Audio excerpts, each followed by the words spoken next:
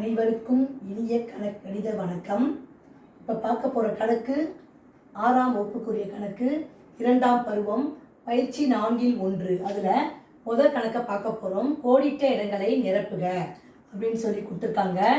ஒவ்வொரு முக்கோணத்திலும் குறைந்தபட்சம் டேஸ் குறுங்கோணங்கள் இருக்கும். ஒவ்வொரு முக்கோணத்திலுமே 2 குறுங்கோணங்கள் இருக்கும். கேள்விக்குரிய ஆன்சர் 2. அடுத்த கொஸ்டின், ஒரு முக்கோணத்தின் 3 பக்கங்களும் வெவ்வேறு ஆனவை எனில் அது அசமபக்க முக்கோணம். வெவ்வேறு பக்கங்களை கொண்டிருந்தால் அந்த முக்கோணத்துக்கு பேரு அசமபக்க முக்கோணம். கணக்குக்குரிய விடை அசமபக்க முக்கோணம். 3வது கொஸ்டின், இரு சமபக்க முக்கோணத்தில் டேஷ் கோணங்கள் சமம். இரு சமபக்க முக்கோணத்தில் 2 கோணங்கள் சமமாக இருக்கும். 2 கோணங்கள் சமம். அடுத்த கொஸ்டின் பாருங்க, ஒரு முக்கோணத்தின் 3 கோணங்களின் கூடுதல் 180 டிகிரி. 3 முக்கோணங்களில் ஒரு 3 கோணங்களை கூட்டினால் 180 டிகிரி வருங்கிறது ஒரு பண்பு.